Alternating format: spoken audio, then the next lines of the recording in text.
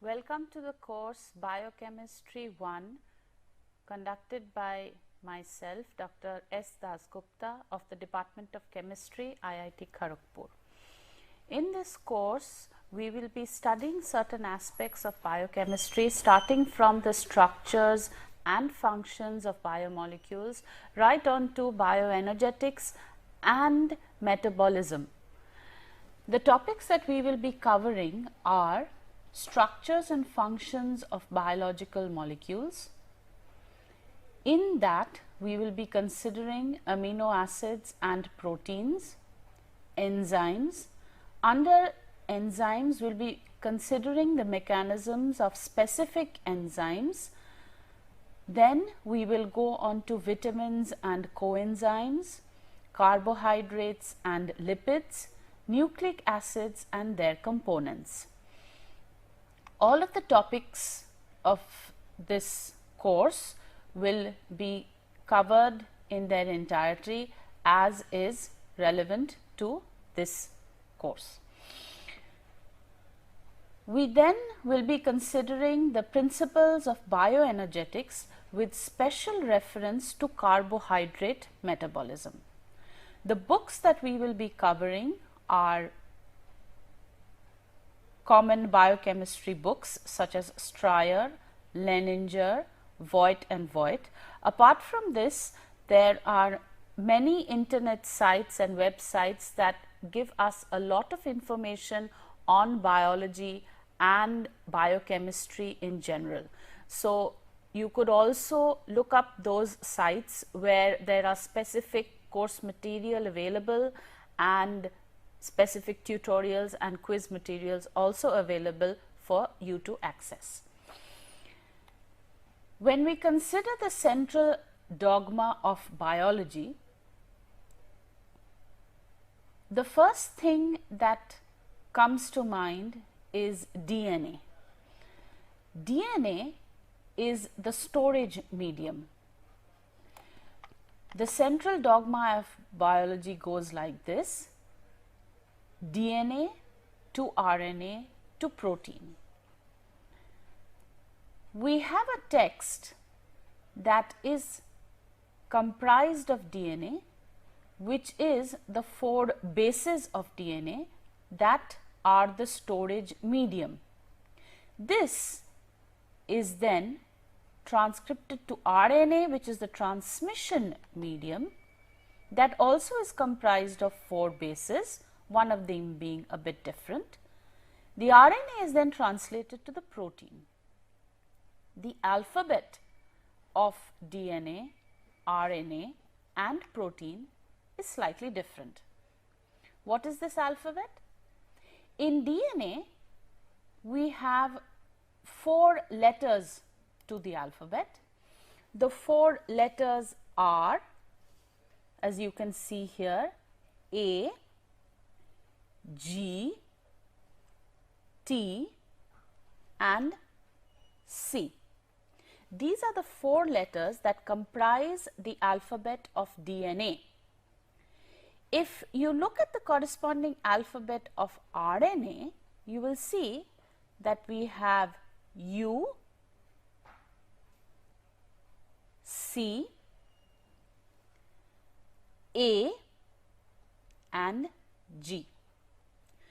When we go on to study the structure and the contents of nucleic acids, the structures of each of these bases will be much clearer, but for now we have to know that DNA and RNA are comprised of these letters which are actually represent nitrogenous bases. The protein alphabet is a bit different.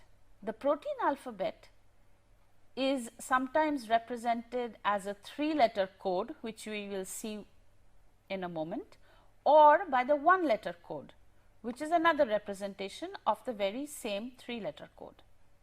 The protein alphabet is comprised of 20 unique letters that tell us what the protein sequence is. We will understand what an amino acid sequence is once we get into the details of what is the peptide bond and what is an amino acid.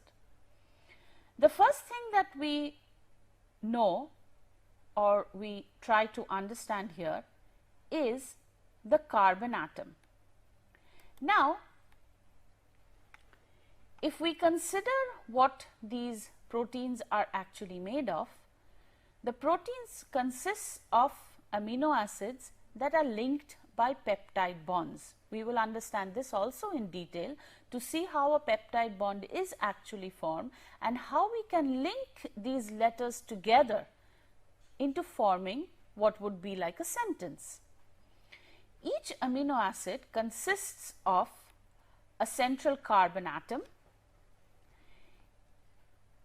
which you can see marked as C alpha here.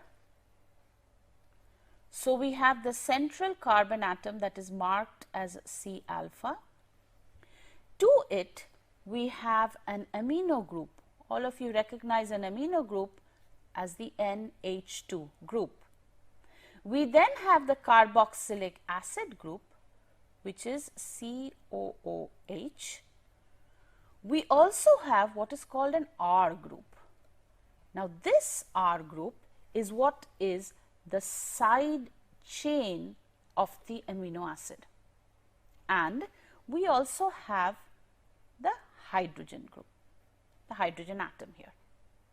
What is common to all amino acids is this part. Because it has an amino group, it has an acid group. This is why it is called an amino acid. It also has an H, a hydrogen attached to it. So, we see that this central carbon is actually a chiral carbon, meaning that it is asymmetric, which again means that there are 4 different groups attached to the central carbon atom. And since all amino acids have a common set of groups here in the amino group, the hydrogen atom and the carboxyl group, what differs is this side chain, which can be different atoms, different groups of atoms, and this is what actually distinguishes the various amino acids. We are now going to consider what types of R groups we can actually have. Now, if we look at the different forms of the amino acids that could be incorporated into proteins, as we mentioned in the previous slide, we have an amino group, we have a carboxyl group, we have a hydrogen atom, and we also have an R group attached to it. Now, because of its chirality, it can have an L form or a D form. Usually, L amino acids are incorporated into proteins.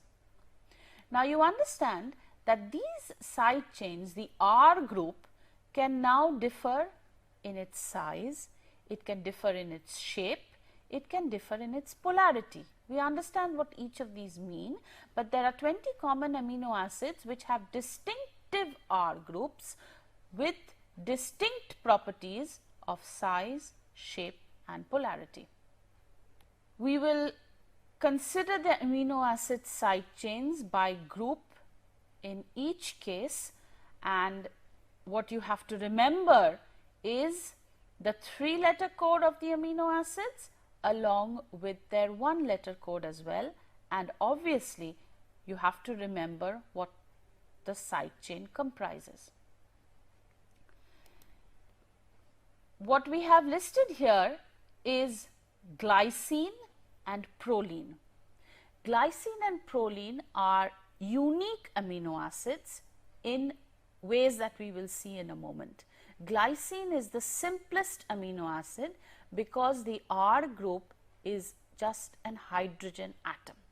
Now, this hydrogen atom makes the central carbon atom of glycine symmetric, because now it does not have 4 different groups attached to it, it has 2 H atoms attached to it, which does not make it chiral anymore, and this is the only such amino acid. So, if we look at the side chain of glycine, where the R group is written here, and we now know that this is where the R group is attached. This is our amino group and this is our carboxylic acid group. Now, if you notice the way we have written the amino acid, we have written it with an NH3 plus and a COO minus. This is because at physiological pH, this OH is lost due to the pKa value of the carboxylic group, which we will be doing in a subsequent class, and this amino group is protonated, which means that it has an additional hydrogen atom to it, making this nitrogen positively charged. This is what is called the zwitterionic form of the amino acid. It is written as the zwitterionic form and it is usually represented in this fashion. So, this is what we would call a zwitterion. It is represented in this fashion because we would like to represent the amino acids as what they would be at physiological pH. The next unique amino acid is proline.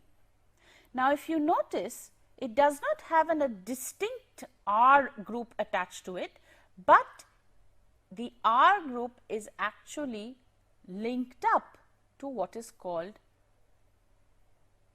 the amino group here. So, the side chain is actually CH2, CH2, CH2, but linked to the NH plus in this case. So, we have a C alpha with the hydrogen with the carboxylic acid here, but instead of being an amino acid, proline is actually what we would call an amino acid. Because we do not have an amine group here, we have an imine. So, we have an amino acid where the CH2, CH2, CH2 bends on to itself to form proline. So, these are the two amino acids that are unique in their features, glycine being just because it has the hydrogen atom there and it is achiral, and proline because it is an amino acid because the side chain bends back upon itself. And as I mentioned, when we represent the amino acids, we represent them in a zwitterionic form where we write NH3 plus and COO minus, because this is how they would remain in or at physiological pH in normal solution.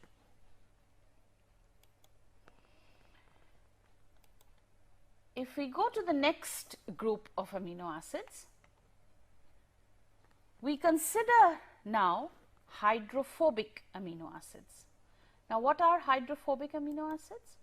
Hydrophobic amino acids are those amino acids that are comprised mostly of carbon atoms and hydrogen atoms in their side chains. So, they would tend to be away from the solvent, usually the solvent being water or water based. They would be away from water, so they would be hydrophobic, not liking to be in water. Now, what are these specific side chains that we can have? The simplest one of these side chains is alanine. Alanine, the 3-letter code is ALA and the 1-letter code is A. The side chain is a methyl group. So, this is what we would say is the R group, and you recognize again the zwitterionic representation of the amino acid. We then come to valine. Valine is beta branched. We have CH, CH3, CH3. We then have leucine, CH2, CH, CH3, CH3. So, it is branched at the gamma atom, and the way these are represented is that if this is the C alpha, the next atom is the C beta. Connected to the C beta are the C gamma atoms, which would be a unique representation of the amino acid valine. If we look at leucine, we would again have a unique representation, considering that this is C alpha, the next one is C beta, the next one is C gamma, and attached to the C gamma are two C deltas. One is represented as CD1 and the other as CD2. In the alanine side chain, we would just have a C beta carbon, a CB. So, these could actually be represented very clearly in a unique manner, where each amino acid, this part being common, the side chains could be represented by the types of atoms that are attached to the C alpha. If we look at isoleucine, we have CH, CH3, CH2, CH3. So, we have to the beta carbon one methyl group and one ethyl group attached to it. This is isoleucine. Now, if you look at all the side chains that have been circled here, they are comprised of carbon and hydrogen only, which make them hydrophobic in nature. Methionine can fall into this category as well, but it has a sulfur atom and a methyl group attached to the sulfur atom. So, we have the C alpha, we have a C beta, a C gamma, and to the C gamma is attached this sulfur atom, and then we have a methyl group attached to the sulfur. Methionine, along with another amino acid which we will consider in a moment, cysteine, are the two sulfur containing amino acids, and they could be grouped together in a group of their own, or they could be considered in this group as well. The next group that we will be considering are the polar amino acids. Now, what we mean by polar amino acids are those that have an oxygen or a nitrogen atom in their side chain, and by virtue of having this oxygen and nitrogen in the side chain, these heteroatoms, they can participate in polar interactions, not only amongst themselves, but also within or with the solvent molecules. So, they can participate in what we call hydrogen bonding, which is extremely important in non-covalent interactions in proteins, which is what hold a protein folded together, the protein chain, the amino acid chain. We will see that in subsequent classes, but the polar amino acids are ones that are likely to interact with the solvent, and in this interaction they can allow the oxygen and nitrogen atoms that they are comprised of to interact with the solvent or within themselves to form a network and remain in solvent. In contrast, the hydrophobic amino acids are unlikely to be on the surface of the protein. So, when we have a protein which is actually a globular structure, which we will see in subsequent classes, we will see that there are certain side chains that prefer to be on the surface of the protein, and there are certain side chains that prefer to be away from the solvent, which we have seen in the previous slide would be the ones that are hydrophobic in nature. Now, if we go back to look at the side chains that comprise this polar group of amino acids, what we have here is each of these have an oxygen or a nitrogen attached to it. We have, of course, the common part of each amino acid, the asparagine side chain. In the asparagine side chain and the glutamine side chain, this being the common part again, we have amide groups. Amide groups are C double bond O NH2 groups. So, this comprises the amide of asparagine, this comprises the amide of glutamine. The difference is that the glutamine chain is one carbon longer than the asparagine chain. So, what we have here is we have a CH2, that is the beta carbon attached to the alpha carbon, followed by a gamma carbon that has attached to it an oxygen atom and an NH2. So, this amide group has a single beta carbon attached to the C alpha. In glutamine, we have two CH2 moieties here. We have a C alpha, a C beta, a C gamma, a C delta, and to it is attached to the C double bond O and the NH2, or the oxygen and the nitrogen. So, what can actually happen is this oxygen and nitrogen, similarly in glutamine, can participate in what is hydrogen bonding, meaning that if we have a specific donor or an acceptor, then this could participate in hydrogen bonding not only with other amino acids, but also with the solvent. If we look at serine, serine is a small amino acid, but a polar amino acid. The group that it has is CH2OH, and it is this OH that can participate in hydrogen bonding. Threonine is the next amino acid. It has attached to the beta carbon a CH3 and an OH. So, again it differs from serine. You see how each of these are unique in their own way. The next amino acid is cysteine.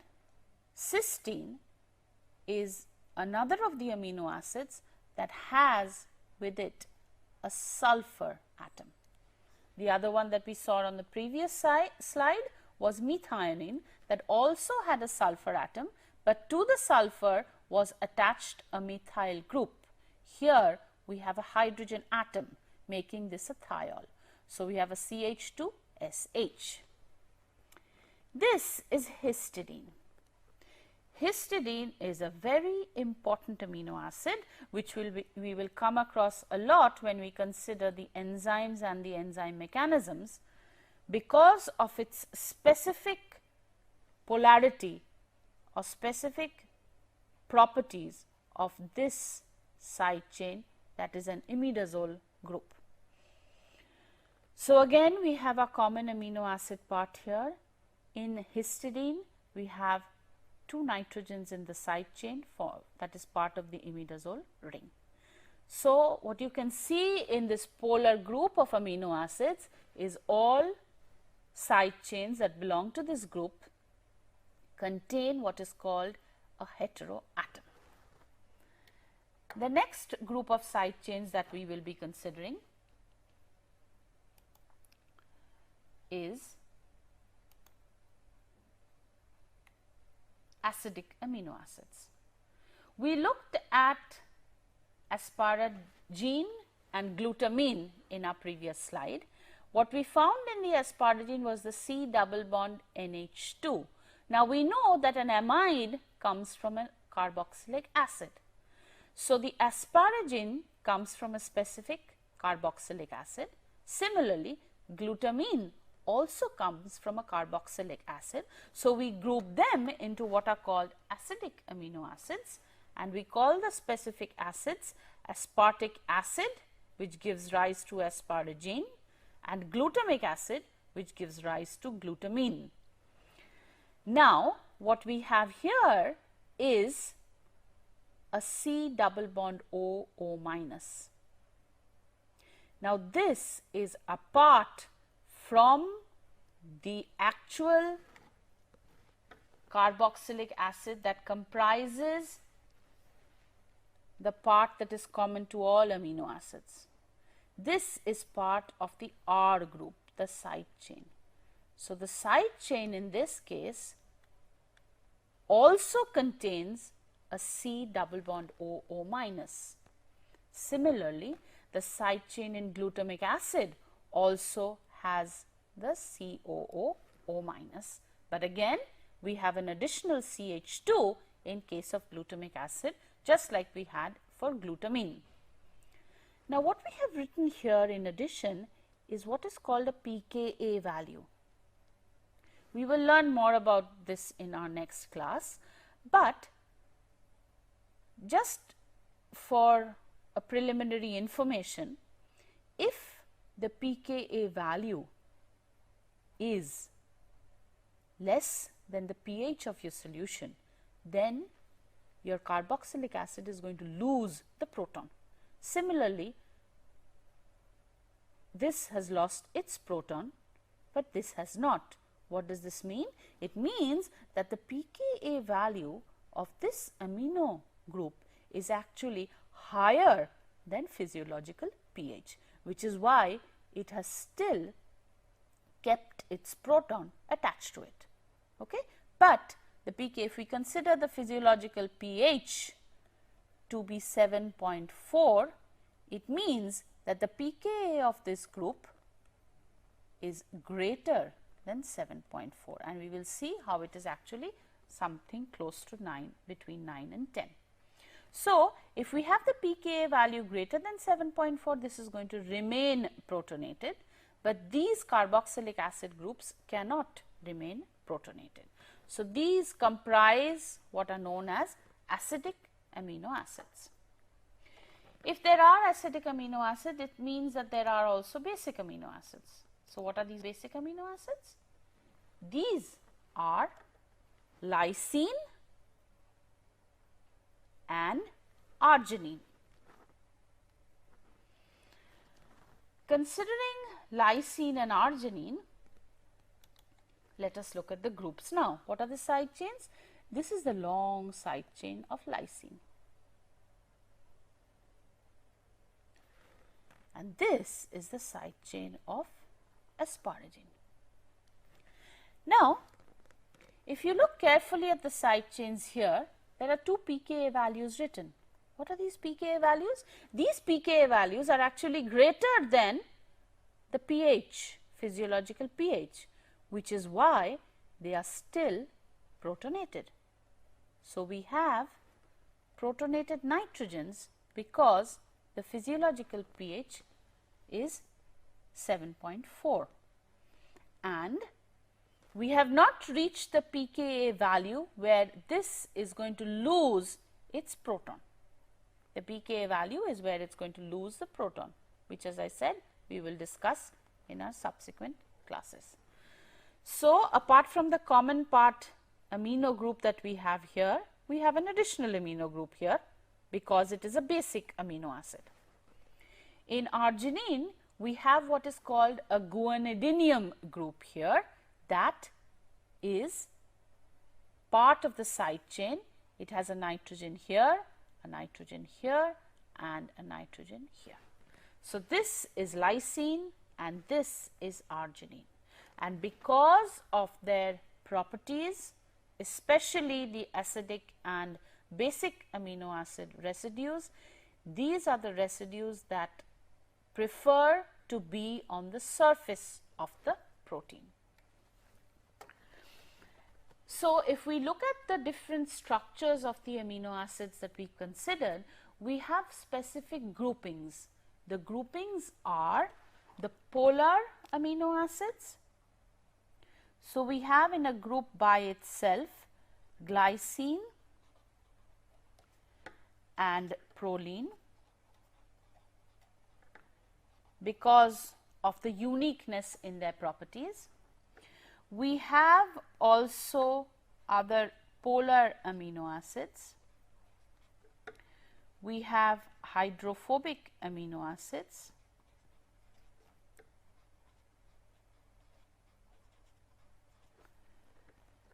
We have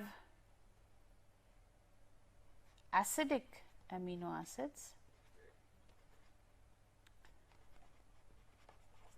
and we have basic amino acids.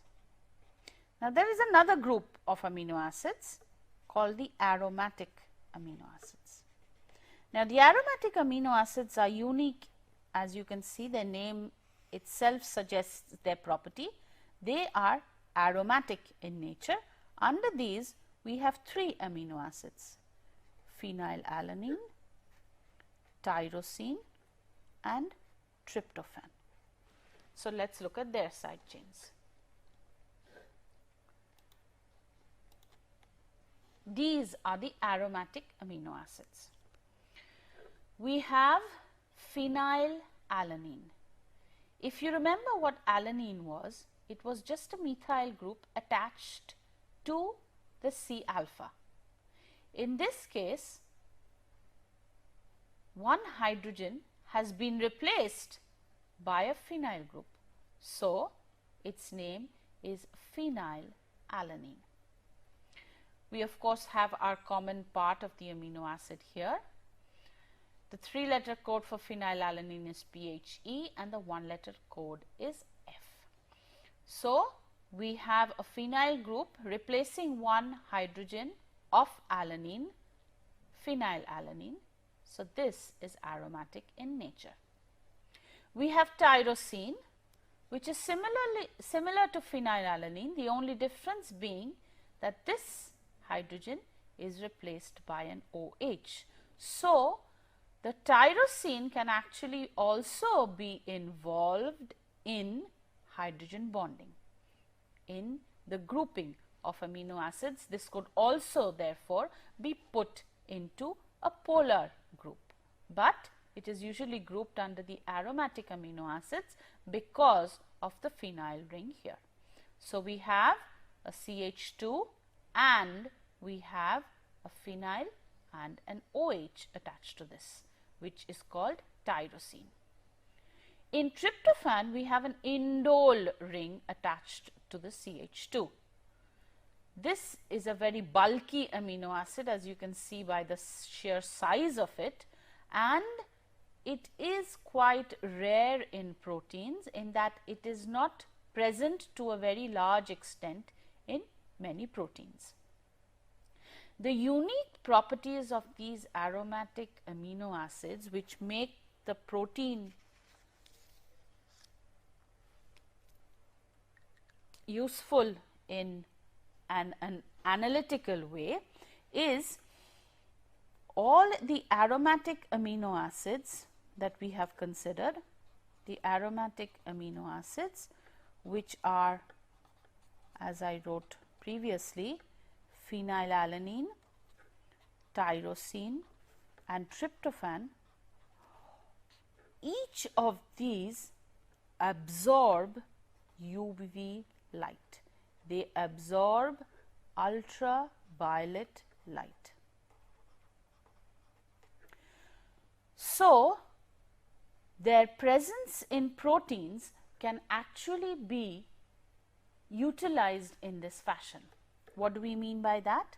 They absorb UV light in the range, they have different lambda max values, but usually we look at 280 nanometers to identify a protein. So, if we have a solution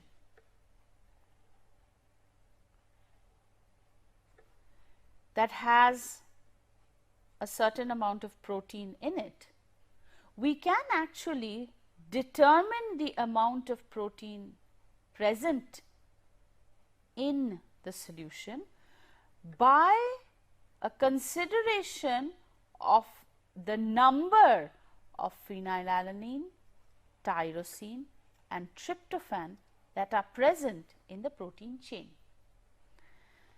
So, if we monitor or we find out the absorbance at 280 nanometer, we know what is called the extinction of our protein, and we know the length of the cell, we know the extinction coefficient of the protein, and we know what the absorbance is at 280 nanometer, which is also represented as A280. We can determine the concentration of the protein.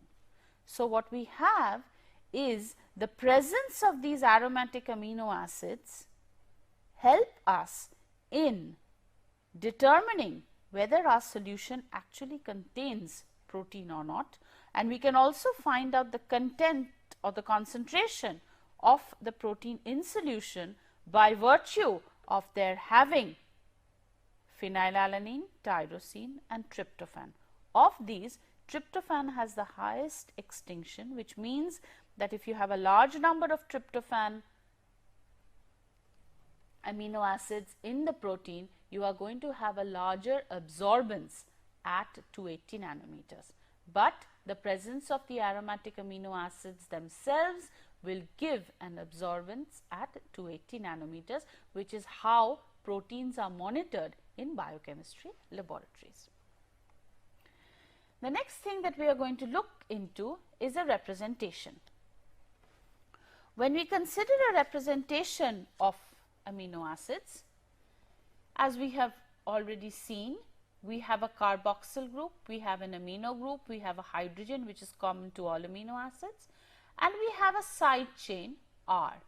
Now, if you look at this side chain, you recognize that this is an amide group. The two amide groups were asparagine and glutamine. The glutamine side chain had two CH2 groups. So, we have two CH2 groups attached here. This is what is called a stick representation, which we will also look at in the next class, where we have the asymmetric carbon in green, the others in gray, nitrogens in blue, oxygens in red and the other carbon atoms in gray. If we look at now the linking of these amino acids, because we know that when we are going to form proteins, these are actually the building blocks of proteins. Now, these building blocks have to be linked together. How are they linked together? They are linked together by what is called a peptide bond. Now, if you look at the representation here that we have shown on the left here, this is not a zwitterionic representation, because the proton of the carboxylic group is still attached to it, and this is the NH2 group. In actual form, it would remain as NH3 plus and COO minus. But what we have here is we have two R groups. Now, how do we have two R groups? In the first amino acid that we have on the left hand side, we have what is called an amino terminal. So, this is what is called a dipeptide, because we have two amino acids linked by a peptide bond. In this linkage, which is our peptide linkage, we have a C double bond O and an NH. But if we look at our original amino acid, we are missing an OH from the carboxylic acid side, and we are missing an H from the amino side. What does that make? It makes H2O. So, when we are linking two amino acids by the elimination of H2O, we can form a peptide bond. We will look into the features of peptide bonds once we consider the protein structure in general and the amino acid sequence. But what we have to remember here is that when these amino acids are linked together, on the left hand side you always have the N terminus, and on the right hand side you always have the C terminus, because this is the way the proteins are formed. This is the way they are synthesized. So, we have an amino terminal and we have a carboxylic acid terminal, and the first amino acid is the one that always has the NH3 plus attached to it, and the last amino acid in a protein sequence or in a protein chain is the one that has the COO minus attached to it. So, this is what we have, a dipeptide linked by a peptide bond. There are certain features of the peptide bond unique to protein structure and peptide bonds that we will study in later classes. So, what do we essentially have? In this case, we have, say, a glycine. Now, what has happened to this glycine? In this case, we have a representation in the zwitterionic form. The glycine is one where we have, if you remember from our representation of the amino acids, we have an R group that is H. Here we have an R group that is CH3. In cysteine, we have an R group that is CH2SH. So, these are, for glycine we actually cannot distinguish which is the R group, because the hydrogen is present and the hydrogen is also the side chain. So, we have an NH3 plus, we have a COO, and here we are now forming or eliminating water into forming a C double bond O N H. So, this is what has been formed. This should not be there. So, we have a C double bond O N H, a C double bond O N H. So, in the formation of our tripeptide, we have glycine, alanine, cysteine. We can go on to form other peptide linkages. So, what we can have is, if we look at the basic structure of an amino acid, we have a C alpha, we have an NH3 plus, we have a COO minus, we have an H, and we have attached to this an R1 group. If we now link another amino acid, so we would have another NH3 plus that would belong to our second amino acid. We have our COO minus, and we have our H, and we have our R2. So, now when we combine these two amino acids to form what is called a dipeptide, we would have linked these via a peptide bond, and we would have our a C double bond O, the NH coming from the second amino acid, the C alpha, the R2, the H, and the COO minus. So, this is what is our peptide linkage. This particular linkage is known as the peptide linkage. What do we have?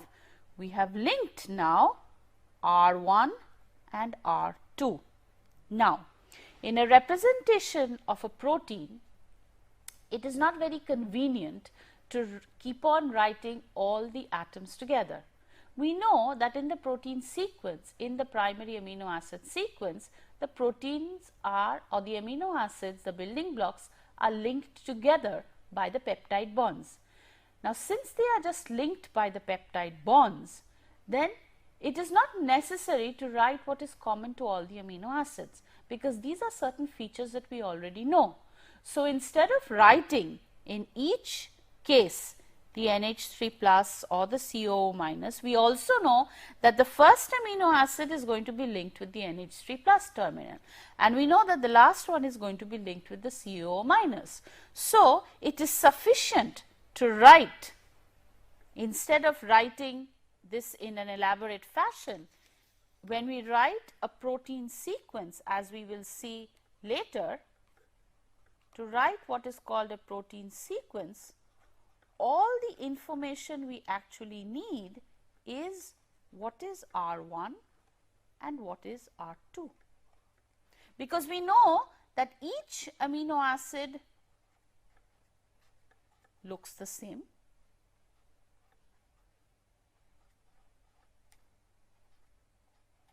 It is only the difference that we have in the R group.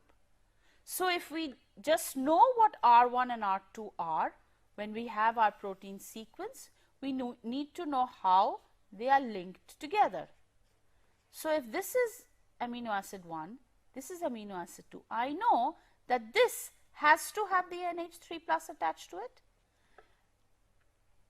3, 4 and so on, say to 120. I know that this has to have the CO minus attached to it, and I also know that these linkages are nothing but peptide bonds. So, if this is the information that I know, I just need to know what R1 is, what R2 is, what R3 is, what R4 is, and so on and so forth. This is why we just write either the 3-letter code or the 1-letter code. In the 3-letter code, if this first one were a glycine, I would write gly linked with, say, alanine, linked with a acidic amino acid, aspartic acid, linked with a basic amino acid, lysine, and so on and so forth. Because now when I have glycine and alanine and aspartic acid, I know what the rest of the atoms are, because I know the side chain of glycine, I know the side chain of alanine, and so on and so forth. If I write this in a 1-letter code, it would be G, A, D, K. So, if I just wrote G, A, D, K, you could write the structure of this tetrapeptide. Similarly, when we consider a whole protein chain, in this case say just 120 amino acids, we could consider the whole protein chain. So, the differences that we actually look at are in the properties of the amino acid side chains. What is so important? First is the size and shape of the amino acid. That is extremely important in its accommodation. How is it going to be accommodated in the protein? We look at the charge on the protein. Is it acidic? Is it basic? We look at the polarity. Can it be involved in hydrogen bonding? Is it a polar amino acid? Hydrophobicity. Where is this amino acid likely to be located? Is it going to be located in the center of the protein because it likes to be away from the solvent, or is it going to be likely to be on the surface of the protein? But we know that any hydrophobic amino acid would prefer to be in the core of the protein. Aromaticity. The aromatic amino acids that we considered, phenylalanine, tyrosine, tryptophan, these are important in imparting UV properties to amino acids, because these are the ones that absorb UV light, and because of the absorption of UV light, proteins can be detected in solution due to the presence of the aromatic amino acids, and from what is known as the Beer-Lambert's law, we can find out the concentration of the proteins provided we know what the extinction coefficient is. The conformation. Now, the conformation, as we looked at, is obviously usually determined by the side chain. We will see, since most of these side chains are linked by single bonds, we will see how rotation about the side chains can actually bring about conformational changes to the amino acid orientations in the proteins, and this change in conformation or the change in what is known as the dihedral angles will allow us to look at different properties of the amino acids in the way they interact with other amino acids. We also look at their propensity to adopt a particular conformation. What does it mean? It means that if a protein were to have an amino acid that would likely form what is known as a helix or be part of a helix, that is what we call the propensity. Is it likely to be in a helix? Is it likely to be in a sheet?